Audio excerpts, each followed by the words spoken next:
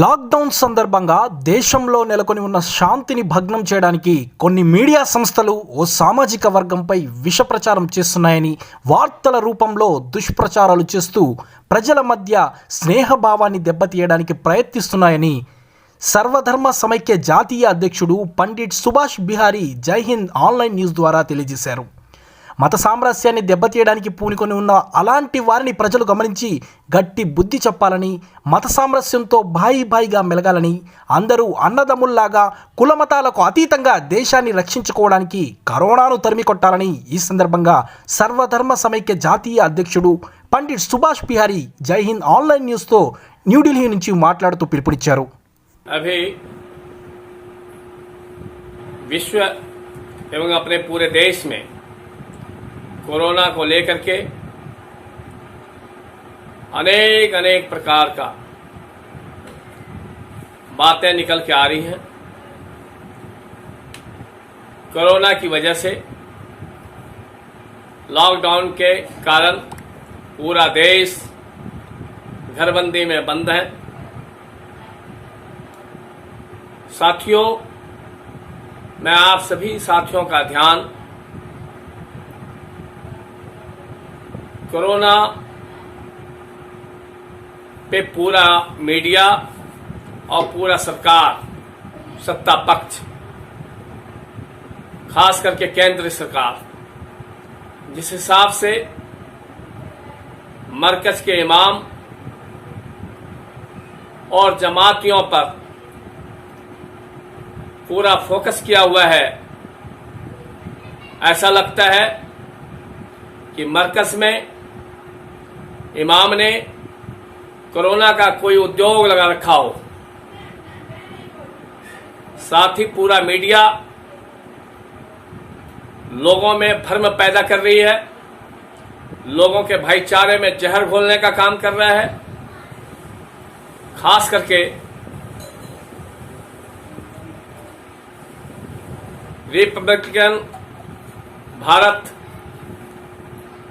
के चैनल के एंकर अर्नब गोस्वामी जी, मुझे ऐसा लगता है अर्नब गोस्वामी जी एक व्यक्ति नहीं, एक इंसान नहीं, किसी चिड़ियाघर का एक बंदर निकल के आ गया हो और इस युग में उन्होंने भी एक चैनल का एडिटर के रूप में काम करना शुरू कर दिया.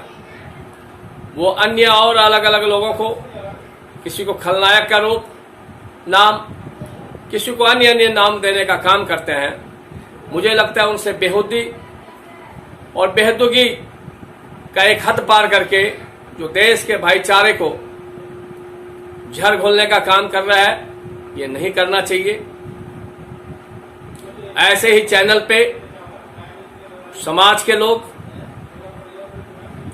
और देश के लोग जो चैनलों में उनके स्टूडियो पे ताला बंद करने का काम करते हैं, मुझे लगता है कि उसमें से अर्नब गोस्वामी जी का भी चैनल एक दिन किसी के टारगेट में ना आ जाए कि इनके चैनल पे किसी को ताला बंद करना पड़े.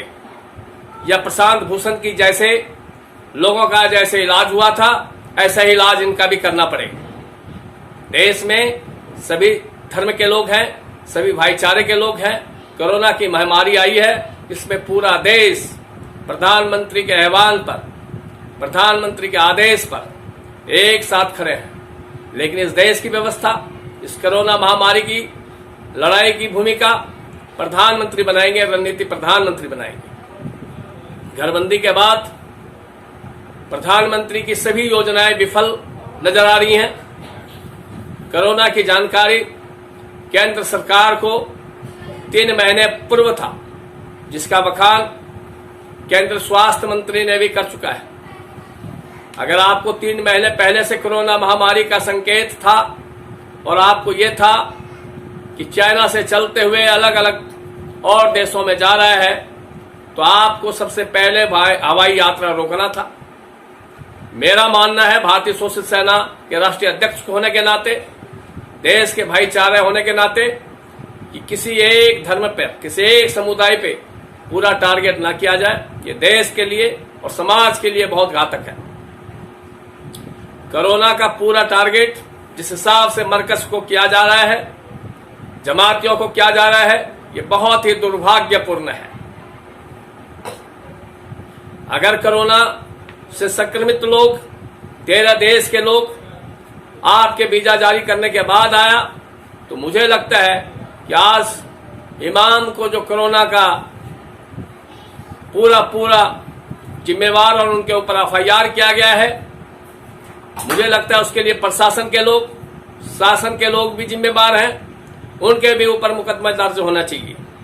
13 देश के जो मरकज में जमाती आए उनको वीजा क्यों दिया गया, और कोरोना से संक्रमित चीजें लेकर के वो लोग आए, उनके कारण जमात में आए हुए देश के कोने कोने से जो लोग आए थे, जिनको कोरोना के बारे में कोई जानकारी नहीं था, कोरोना महामारी क्या है जिसको कोई पता नहीं था, और वो बाहर के लोग जो आए थे वो टूरिस्ट वीजा पे आए थे। आपको पता था कि टूरिस्ट वीजा पे जब आए हैं तो देश का भ्रमण करेंगे, अन्य अलग अलग राज्यों में जमाती मिले, लेकिन वो जमाती पहले से तय था कि टूरिस्ट वीजा पे वो गए हैं, अन्य अलग अलग राज्यों में भी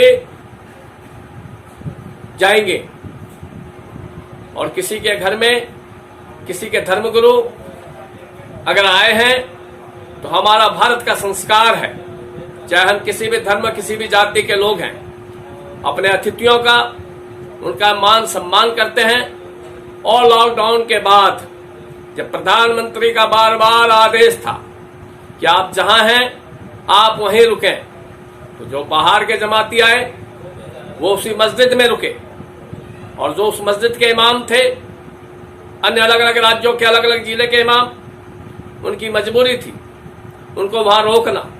ये प्रशासन का काम था, ये शासन का काम था। आपने आज तक ये तय नहीं कर पाया कि 13 देश से जो जमाती आए वो कितने लोग आए, कौन कौन लोग आए, किन किन राज्यों में वो टूर पे गए, इसका लेखा जोखा आपने आज तक देश के सामने नहीं रखा है। और इसमें जिस अधिकारी के द्वारा चूक हुई है, जिस शासन प्रशासन में बैठे हुए लोगों के से चूक हुई है, उनके ऊपर एफआईआर क्यों नहीं, ये भारतीय सशस्त्र सेना का एक क्वेश्चन है, बहुत बड़ा प्रश्न है। अगर भाईचारा और देश में खुशहाली एकता का परिचय देना है तो निष्पक्ष होकर के बात करना होगा न्यूज चैनल को भी। न्यूज चैनल जब किसी सरकार का विशेष वक्ता बनकर के काम करने लग जाए, विपक्ष में कोई क्वेश्चन करे, उसको देश विरोधी की संज्ञा देने लग जाए, तो मैं ये आगाह करना चाहता हूं, यह देश अंग्रेजों की लड़ाई में लड़ने के लिए सभी मिलकर के लड़े थे।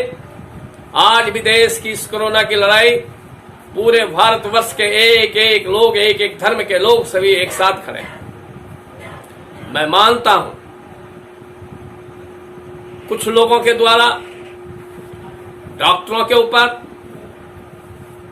पत्थरबाजी हुआ है, मैं उसका बहुत बड़ा निंदक हूं, उसका मैं निंदा करता हूं। डॉक्टरों के ऊपर नहीं होना चाहिए। एकमात्र डॉक्टर ही है जो ईमानदारी से काम कर रहा है। पुलिस का जो चेहरा है वो चेहरा पूरा देश देख रहा है। इस देश में गरीब मजदूर लोगों के ऊपर कितना प्रहार हो रहा है, और प्रधानमंत्री जी 2019 के आने के बाद दलित आपसे, आपके विचारों से, आपके नीतियों से आवाज उठाना शुरू कर दिया था, सड़कों पे आना शुरू कर दिया था।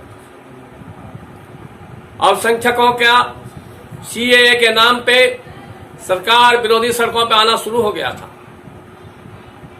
मजदूरों के पास काम नहीं था, युवाओं के पास बेरोजगारी था। आप सभी बड़े बड़े यूनिवर्सिटियों में शिक्षा पे जो प्रहार किया था, सभी सरकार विरोधी सड़कों पे आना शुरू हो गया था।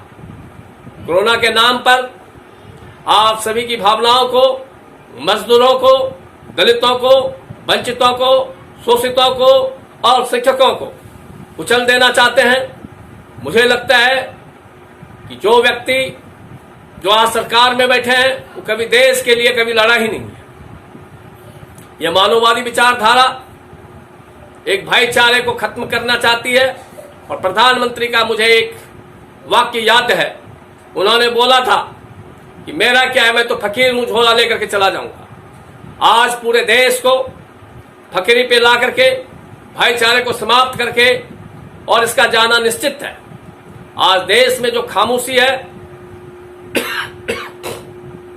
देश ने आपको सत्ता सौंपा है, देश आपके निर्णय के लिए, आपके आह्वान के लिए खड़े हैं, लेकिन दूसरी बार भी आपने 3 जुलाई तक का जो डेट बढ़ाया और गरीबों के लिए, मजदूरों के लिए, वंचितों के लिए, शोषितों के लिए कोई व्यवस्था का, उनके भुखमरी के कारण, अगर किसी की भुखमरी के कारण मौत होती है, उनके लिए कौन जिम्मेवार होंगे, कौन अधिकारी जिम्मेवार होंगे, इसके लिए आपने कुछ नहीं बताया। इससे देश में एक खामोशी और बहुत बड़ा आक्रोश है, और खामोशी का जो आक्रोश होता है, ये सत्ता परिवर्तन का एक बहुत बड़ा संकेत है। आज देश में ऐवान के लिए आज दूसरे जयप्रकाश नारायण का इंतजार है। देश में एक जयप्रकाश नारायण के रूप में कोई व्यक्ति उभर के आएगा और निश्चित रूप से एक बहुत आंदोलन का रूप लेगा, और ये सरकार का जाना तय है, तय है, तय है, क्योंकि ये जन विरोधी सरकार है। इसको अपने नीतियों को चाहे तो सुधारना होगा या इसको जाना होगा। जय हिंद, जय भारत, जय भीम।